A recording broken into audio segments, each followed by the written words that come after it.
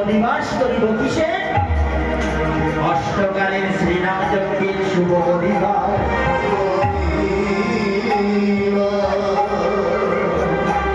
এখানে দেখা যাচ্ছে অনেক দয়ালের ভক্ত আছেন, আর বিশেষ করে আরো দর্শন করতে পারছি আমার ক্ষত্রিয়